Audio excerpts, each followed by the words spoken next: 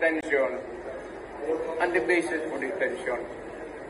So, what is the law and what is the crime that I committed?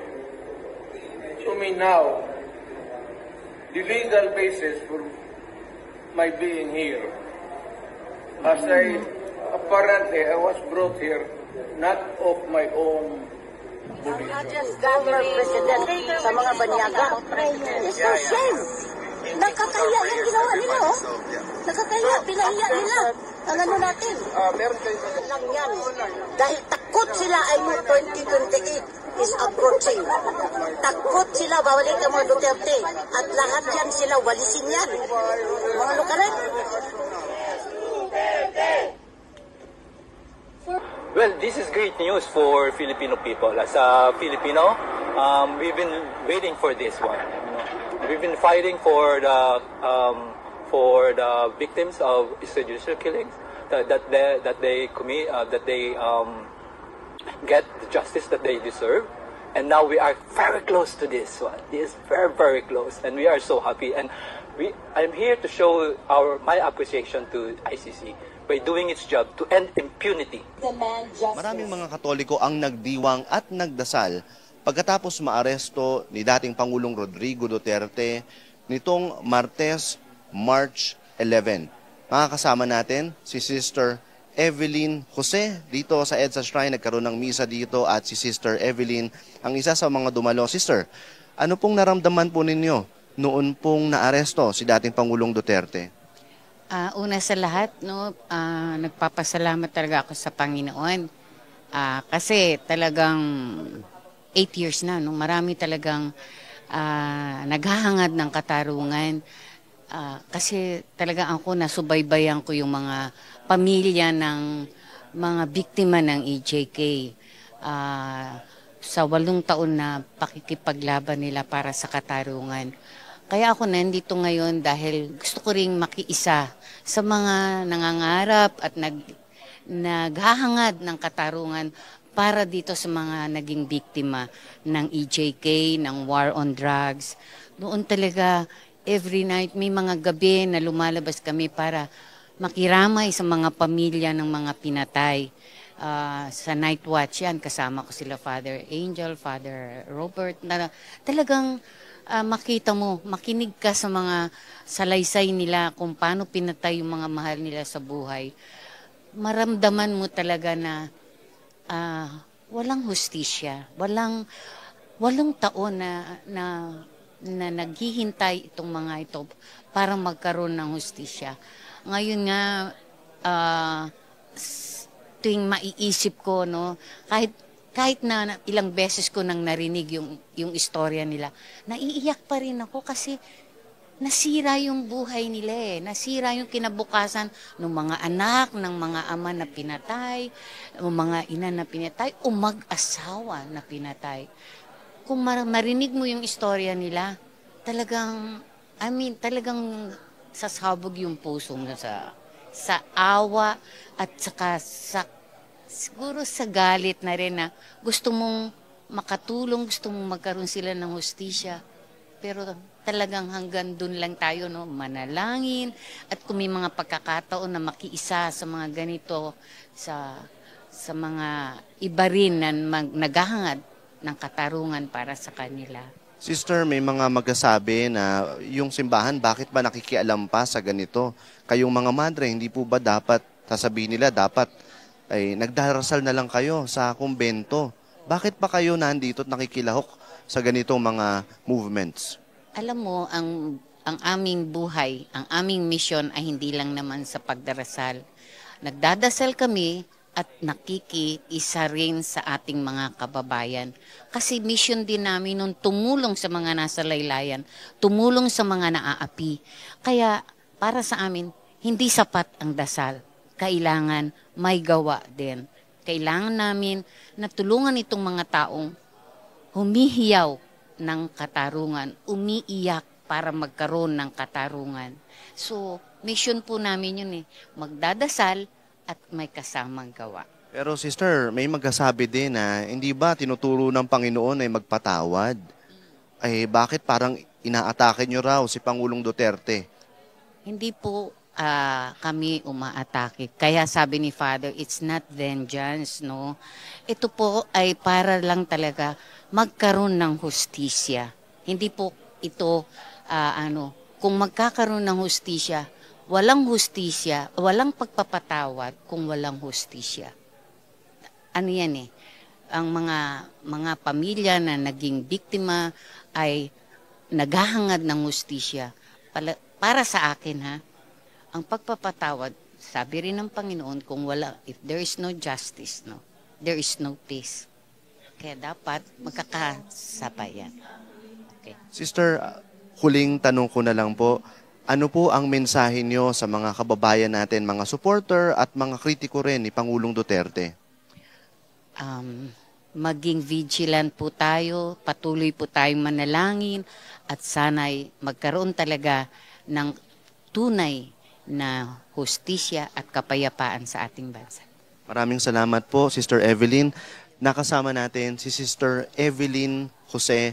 Samahan nyo kami sa Rappler sa pagtutok sa mga susunod na gagawin ng mga church groups pagkatapos maaresto ni dating Pangulong Rodrigo Duterte.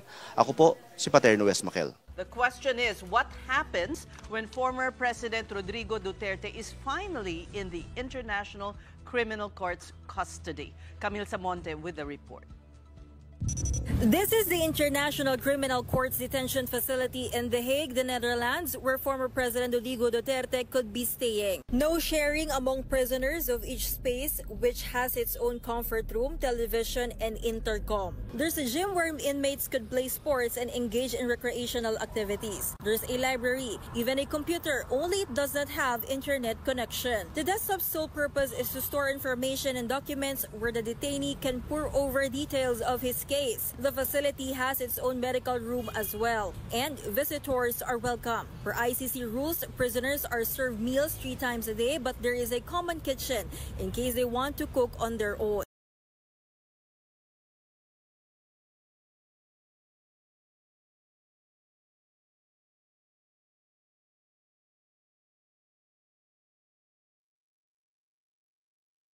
Anong gagawin?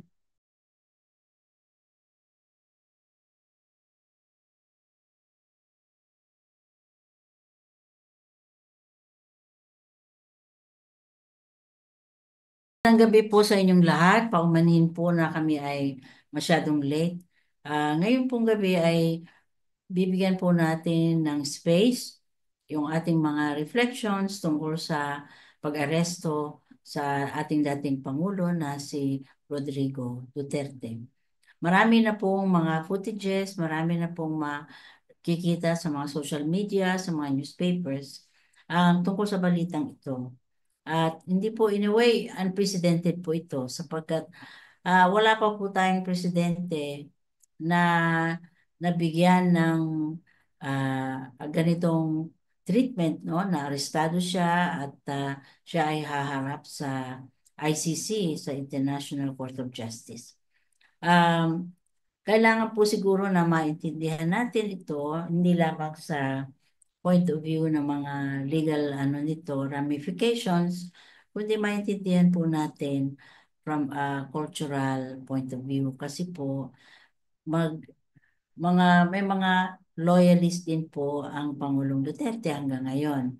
Kahit na nagsabi siya ron sa committee, sa Congress, na siya yung responsible, siya yung accountable so sa anumang ginawa ng mga kapulisan para sa mga suspected ng mga EJK. So ngayon po, bibigyan po natin ng space ang ating pagbubulay-bulay tungkol sa mga cultural na background ng bagay na ito. Bibigyan din po natin ng konting reflection yung mga kailangan nating maintindihan. Kagaya po ng bakit hati ang mga Pilipino. Merong mga pro-Duterte na hanggang ngayon ay loyal sa kanya kahit na doon sa mga revelation sa Congress, talagang tahasang sinasabi niya na talagang meron siyang mga pinapatay and ganon. And he is responsible. At ngayon naman meron din pong mga tao na talagang nagpupursige na sabi nila mabuti na lang na ibigay sa ICC ang kaso niya sapagkat kung dito lang sa Pilipinas walang mangyayari. So siguro magandang isipin bakit tayo ay hati, no? Sa ating pananaw tungkol dito sa Pangulong Duterte. So yun po ang ating buod sa gabing ito. Siguro po magandang tingnan kung bakit sociologically and culturally ang ating Pangulong Duterte remains popular sa maraming tao. Pag tinatanong ninyo yung mga taxi driver, tinatanong ninyo yung mga jeepney driver, yung mga karaniwang mga Pilipino, no? Marami sa kanila, talagang gusto nila si Tatay Digong. Di bali, kahit ano yung sinabi niya rin sa Kongreso. Ang pakiwari ko po dito ay sapagkat meron tayong tinatawag na cultural divide. Sabi nga po, yung mga consciousness po natin ay meron pong very thin na elite na consciousness, no? Ito po ay yung mga nagsipag-aral ng mga ideas na galing sa West o kaya nag-aral sa West. So ang kanilang lingwahe palagi ay democratic rights o kaya yung mga liberal ideals, no? Na hindi pwede yung autocratic na regime, hindi pwede yung mga authoritarianism. Ito pong mga influences from the outside, ah, ang nakakahawak po dito ay mga elite culture na tinatawag. Yung pong mga nakapag-aral, no? Hindi lamang sa Pilipinas, kundi sa ibang bansa, at heavily influenced ng mga Western ideas tungkol sa mga liberal na rights, and ganyan-ganyan. So, meron din po tayong tinatawag na folk or mass culture. Ito po yung kultura na more indigenous at native sa mga Pilipino. Halimbawa, kaya po siguro gusto nila si Digong kasi si Digong kung magsalita ay parang siya yung siya yung nandiyan dyan sa Tiangge, nandiyan dyan sa kanto, no? Tapos yung lingwahe niya, lingwahe ng mga kanto boy, ganyan. At yun ay malaking source ng identification ng mga tao na ang pakiwari nila ay meron silang presidente na nagsasalita na nakagaya nila, no? So, na parang naintindihan nila yung kaniyang sinasabi. Mahusay siya na communicator, no? We have to hand it to him na marunong siya na na kumapa ng pulso ng mga Pilipino, lalo na yung mga nandoon sa baba, yung sinasabing folk o mass culture. At meron din mga tao na kagaya namin na nagsisikap na yung elite culture ay malaman ng mass culture at malaman din ng folk culture, yung mga elite, no? Bakit paano sila ganun mag-isip? Kaya ngayon, yung mga nasa elite culture na aral, no, sa mga Western concepts, talagang sila po ay talagang gustong-gusto na magkaroon ng ICC, magkaroon ng justice, ano, yung mga crimes against humanity, mga ganyan, yung ganong lingwahe. Naintindihan nila yun. Pero sa baba, masyadong malayo yun sa bituka nila kasi. Yung ang isang siguro dapat malaman ng ating mga protesters, yung language, mga liberal na language, yung highly developed consciousness about rights, ganyan-ganyan, malayo yan sa bituka ng mga Pilipino na nandoon sa bottom ng cultural divide. Kaya po, I think si Duterte has managed to have a great deal of commonality, kunyari, para sa mga karaniwang tao. At sa kultura din natin, meron pong strand talaga ng gusto ng tinatawag na strongman. Yung kamay na bakal, sabi nga nila, no? Dahil in the first place, merong disillusionment sa ating governance. Ang tingin ineffectual. Ang tingin wala namang nagagawa itong gobyerno na to. Kailangan natin talaga ng very strong na leader, merong political will, ganyan, at saka kaya niya, no, na i-ram through yung kanyang bill sa Congress, marunong siyang ng politika enough so that yung mga gusto niyang gawin, nagagawa. So, merong ganun kasing disillusionment mula sa experience ng people power, no? Mga tao, hindi na, ang feeling nila, anong nangyari rin sa people power? Mukhang wala namang advantage sa atin, ganun-ganon. Dating gawi, ang gobyerno, ganun. Ineffectual ang governance natin. So gusto nila yung tipong kamay na bakal, na strong will, etc. At si Duterte has managed to portray an image na ganun siya. So, yan ang isa po sa tingin ko na reason kung bakit merong pagkakahiwalay ang consciousness ng mga Pilipino. Merong cultural divide. Pangalawa din po, sa tingin ko, yung experience ng mga tao nagkakaiba. Halimbawa, simula nung martial law, kung ikaw ay direct na victim ng martial law, halimbawa, wow, kasama ka ron sa mga 30,000, 100,000 na nasakuna dahil sa hagupit, no? Ng sorry, strongman rule. Marcos. So, kung meron kang ganong direct experience, ikaw ay na-victimize, no? Ay hindi mo pagtatawarin yung ganong kasaysayan. Patuloy mo na hahadlangan ang lahat ng mga efforts, no? Na agawin muli yung ating mga democratic rights and so on. Pero kung wala ka namang direct na experience ng martial law halimbawa, so dahil ang panahon na yon, kahit na pa yung matatanda na ngayon, ay merong ganong kasaysayan, no? Meron silang consciousness at remembrance ng nangyari noon. Kung wala naman silang direct experience ng mga tao who have been victimized, either yung pamilya nila, kaibigan nila, yung mga kilala nila na-jail, na-torture, na namundok at napatay ng military at ganon. Kung wala silang ganong direct experiences sa immediate environment nila, no?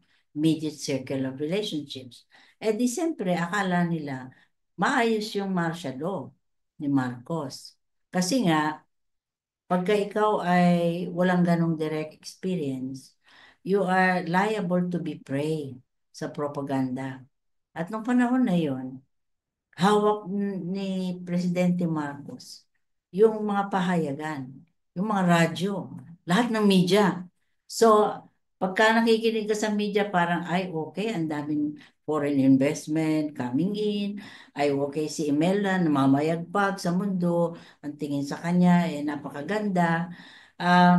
In other words, parang kung wala kang direct experience, wala kang alam ng mga na-victimize talaga, akala mo okay yung martial law kasi merong ganong susceptibility without actual experience, may susceptibility sa propaganda.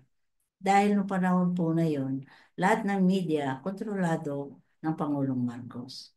Ang naiwan lang po na newspaper noong panahon na yon, lahat na lockdown yung mga editors at lahat ng newspaper were shut down. Ang hindi lamang po na shutdown ay yung Daily Express ni Menzi, who was a crony ng Mr. Marcos. So, lahat po ng maririnig sa radyo, lahat ng mababasa sa newspaper, napakaganda.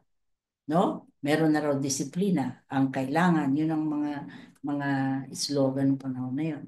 So, kung ikaw ay was shaped, no, ng ganong klaseng propaganda, even if buhay ka nung panahon na yon. Kasi sabi nila, yung mga kabataan daw, walang history nun. Kahit na may history ka, pero yung history na alam mo, propaganda. Kaya, kahit na medyo mga matatanda, mga kaedad po namin na generation, sa totoo lang, nalinlang din ng mga propaganda ng panahon na yun. At ngayon din, ganun.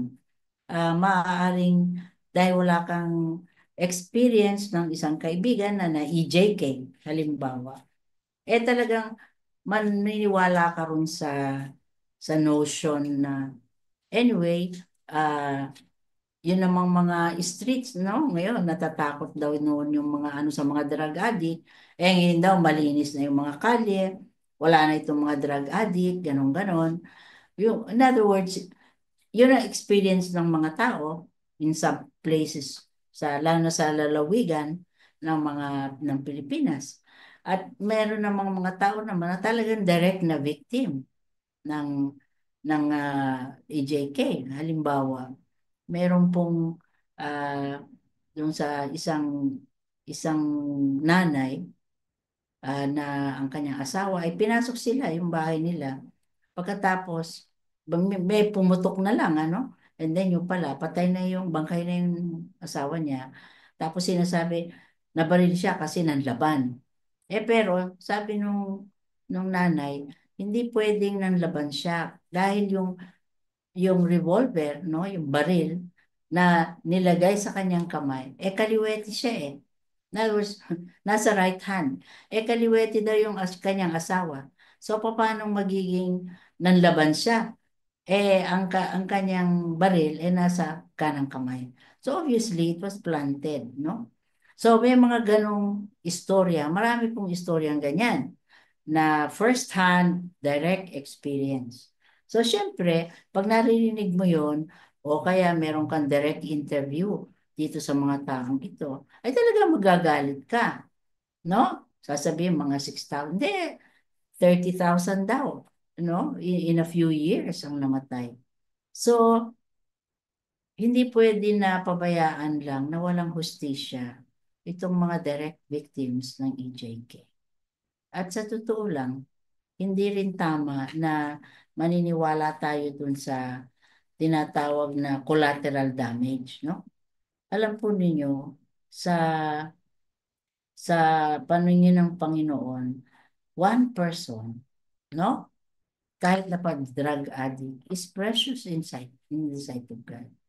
Sabi nga ni Jesus, there is more rejoicing in heaven over one sinner who repents, no? Isa lang, no? Yung mga angels daw nagre-rejoice, no? Over one sinner who repents. In other words, maraming mga drug addict na gustong maghanap buhay lang. Maraming mga drug addict na sa totoo lang napariwara lang dahil sa poverty. Yung hindi naman dahil sa ano. At of course, may mga tao na talagang may pagkasalbahe at nabubuyo sila sa mga ganyan. Pero hindi sila ay still worth, sabi, saving, no? Hindi sila dapat barilin lang. In other words, these people are supposed to be saved. They are not supposed to be killed. No? Ang batas nagsasabi niyan at ang paningin din ng Diyos ay ganon. Ang bawat isang tao ay mahalaga because they are made in the image of God. Hindi sila basta-bastang dapat barilin, patayin dahil drug addict sila. So, wala po yan sa ating Christian tradition. Nasa tradition po yan ng mga tinatawag na social utilitarian theory, no? Na yung greater good for the greater number. Abay, sa totoo lang po, una, sino magsasabi na this is a greater good? Napatayin mo yung 30,000 na EJK. And it is a greater good for the society. Sino pwedeng magsabi no? At pangalawa, no, paano mo i-measure yung greater good na yan? Ngayon nga ang mga measures nga yung tungkol sa napuksa nga ba ang drug dealing dito sa bansa? Hindi eh. Ang statistics will show you na walang bumaba na rate ng addiction at crime over yung mga crime rate dahil sa mga drugs na pumapasok sa ating bansa. So, sa totoo lang, it's a failure yung tinatawag na drug campaign na yan. Kahit yung mga pulis nagsasabi. Kaya lang naman daw sila tumalima kasi merong quota at merong incentive, no? Financially. Pero sa totoo lang, hindi naman dahil sa talagang sila ay nakakuha ng mga drug addict. Hindi naman minsan, kagaya ng mga sinasabi ng iba, na hindi naman sila mga drug addict, ano? Basta kaya inakusahan na lang dahil merong quota. So, yung mga ganong istorya, mahirap po na sikmurain kung meron po kayong mga direct na knowledge ng mga nangyari noong panahon ng drug campaign. So, tama lang po na may mga tao, may mga Pilipino na nagre-rejoice na si Duterte ay ngayon nasa kamay ng International Court of Justice. Even if totoo rin na may mga Pilipino rin na loyal talaga kay Tatay Digong. So, dapat siguro, una, titingnan natin yung mga facts natin at hindi po gagawa ng mga hasty na judgments. Hindi naman natin alam ang tunay na mga facts doon sa case, ano? Pangalawa din, siguro, hindi rin tama yung yung tinatawag na social, ano ba yun? Social utilitarian theory. Kasi, yan ang ginagamit ng mga komunista, halimbawa, sa China. Okay lang na mamatay, yung 40 million na Chinese for the sake of this grand vision of a classless society sa China. At ngayon, ikaw protester, kagaya ron sa Hong Kong, you are liable to be part ng isang campaign para ikaw ay mapuksa. In other words, sasabihin lang na ikaw kasi kung nabaril ka o collateral damage. Hindi po yan sound na social theory. Sa totoo lang. Ngayon naman, looking at this from our faith perspective, no? Hindi lamang yung social location, na ikaw nasa above the cultural divide or below the cultural divide, hindi lamang yung historical experience, no? Kung ikaw ay talagang dumanas ng pagka-EJK and ganon. Kundi, dapat tingnan din sa lens ng ating pananampalataya. Alam po ninyo, si Jesus, ganon na lamang ang kanyang pagpapahalaga sa isang tao. In such a way na sabi niya, siya ay the good shepherd. At yung shepherd, sabi niya, we look for the one lost sheep. Iiwanan niya yung 99, no? Na maayos. They don't go astray. Para hanapin yung one lost sheep. In other words, yan po ang klase ng pagpapahalaga ng ating Panginoon sa isang tao. Hindi mo pwedeng sabihin collateral damage lang. Hindi natin pwedeng sabihin, it's for the good of society, ganon. Anong good of society? Anong measures ang dapat nating hawakan para sabihin na tama lang na barilin itong mga drug addict na ito? Oo, totoo, may mga communities na mukhang mas peaceful, no? Mas mukhang payapa, pero hindi natin nakikita na yung kapayapaan na yun was at the cost of so much blood. Kahit nga sa Davao, maraming nagsasabi sa akin, nung ako'y nando doon, ay mukha nga siyang progresibo, mukha nga siyang peaceful, may peace and order, pero sa totoo lang, yun ay at the price of the lives of people na sinususpetsahan pa lang, pinapatay na. Hinuhulog sa helicopter, nilalagay sa isang drum na merong tapos sementuhan at nawawala na lang sila. In other words, it's the peace of the dead. Ibang klaseng peace yun that is at the cost of so much crime and so much blood in their hands. So, kailangan nating tingnan din po ito in relation sa fact na merong accountability talaga. Ang very significant historically dito sa pagka-aresto ni Tatay Digong is yung pong for the first time, kung halimbawa ang isang bansa, no, cannot enforce justice, hindi mabigyan ng hustisya yung mga 30,000 or so na victims bawa ng EJK habang si Duterte ay makapangyarihan. No? Wala Talo ka palagi sa hukuman. Pero nung nagbago yung administrasyon, even if sinasabi ng BBM wala silang pakialam dyan, hindi sila kasali dyan, they are just following the law, ganun. I think dahil yung makapangyarihan ay wala na, no?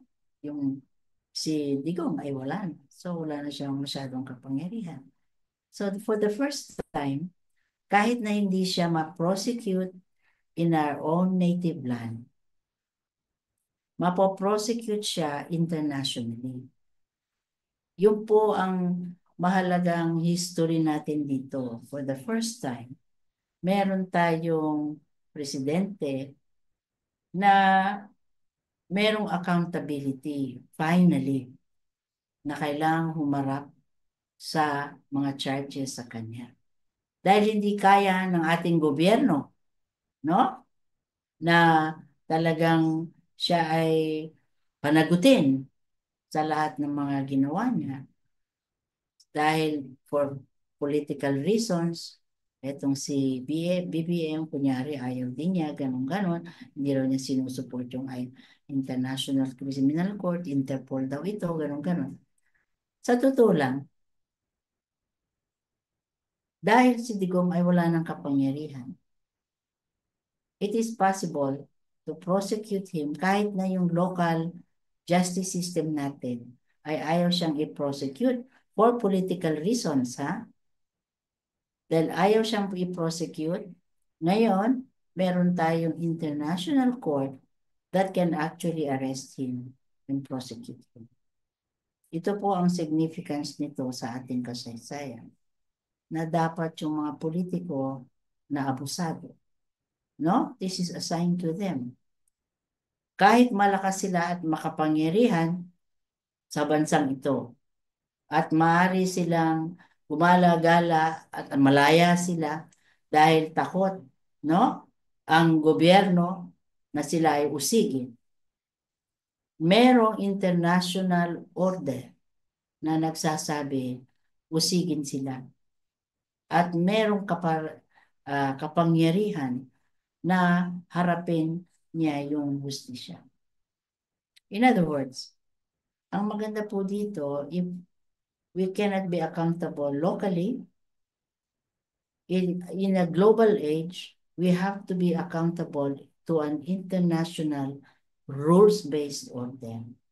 Kahit papano po, meron na tayong international order na merong sense ng human rights. Merong sense ng rules-based, no? Otherwise, kung hindi rules-based, you have anarchy. Kaya merong International Court of Justice. Even if halimbawa sabihin na natin, hindi naman po na itong ICC wala naman talaga ngipin, ano? I mean, sabi nila hindi naman talaga kaya niyan na usigin ng mga, lalo na yung mga presidente. Pero sa totoo lang, this is a sign na whether you like it or not, magkakaroon ng accountability. Kung hindi locally, internationally. Dahil global na po tayo eh. Hindi po lingid sa international community ang mga nangyayari sa mga autocratic regimes all over the world. Sabi nga nila, napakaraming mga populist na mga dictator na uli ngayon sa maraming bansa. At dapat mag-isip-isip sila sapagkat hindi lamang yung bansa nila na hawak-hawak nila ang kapangyarihan ang tumataya dito, no? Kundi ang international order.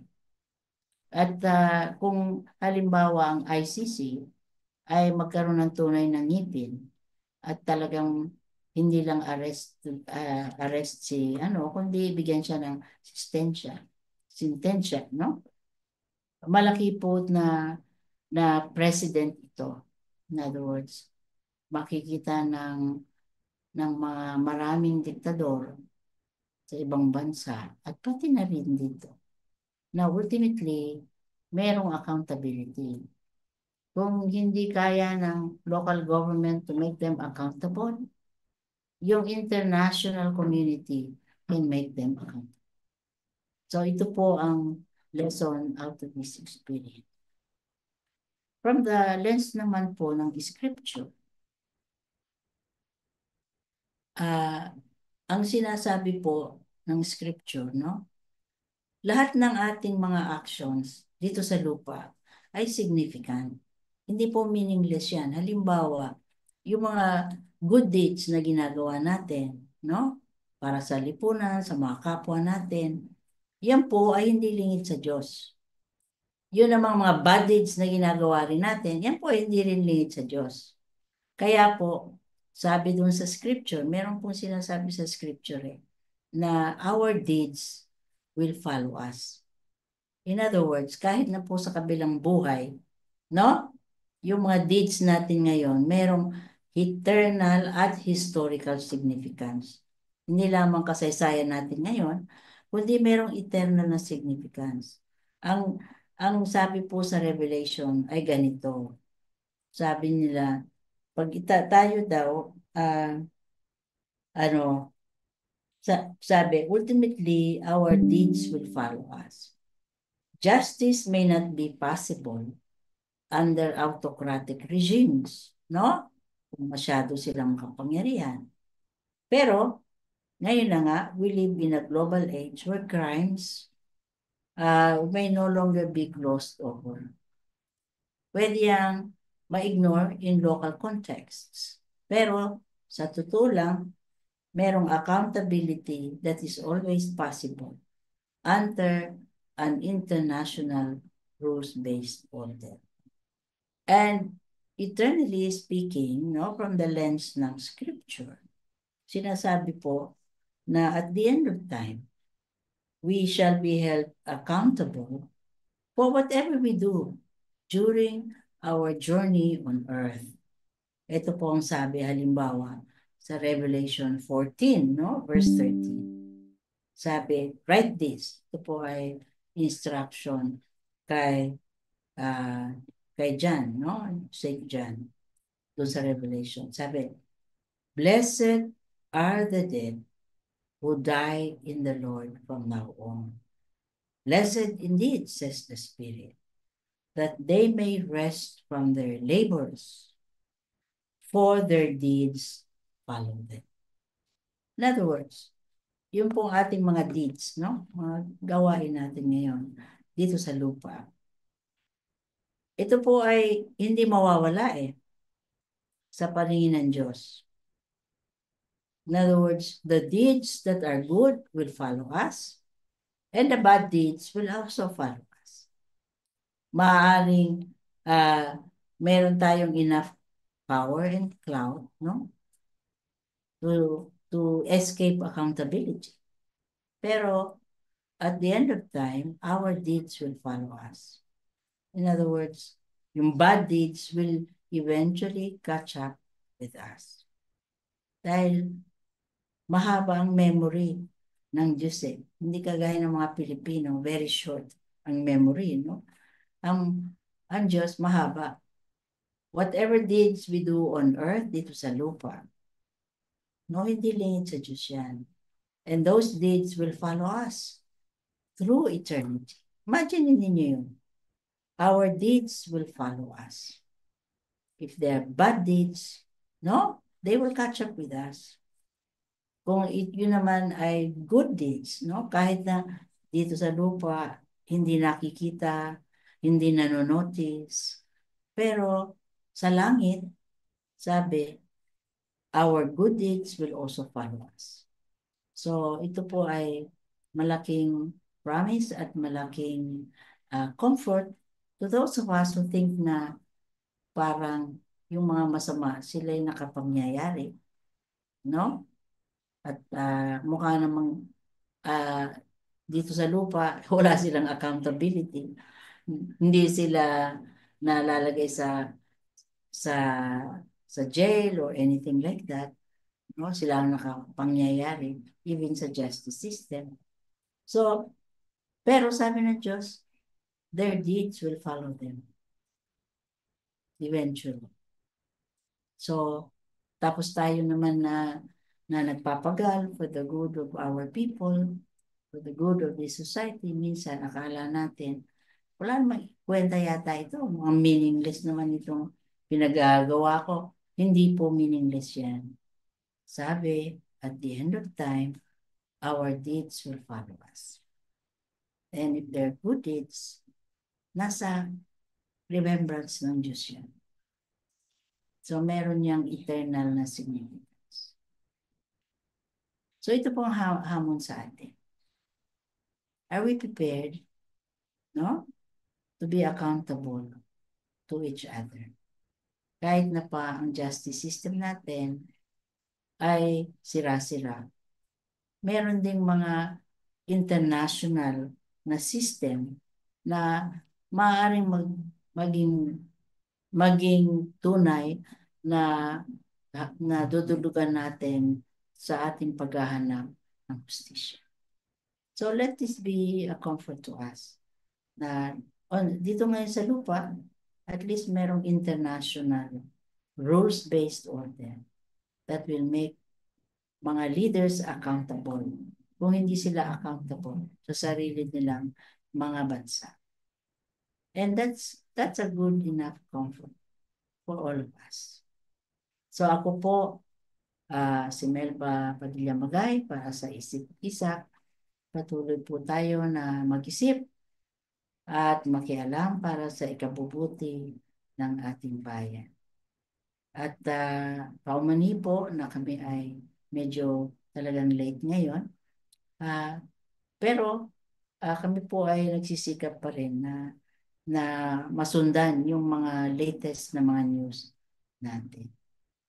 Patuloy na inaanyayahan po namin na follow ninyo, mag-like kayo, mag-share sa aming Facebook page at sa YouTube. At hanggang sa muli po nating pagkikita sa Isip-Isa.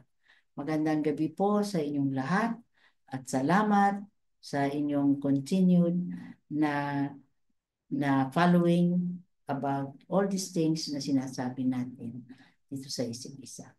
Maraming salamat po at magandang gabi.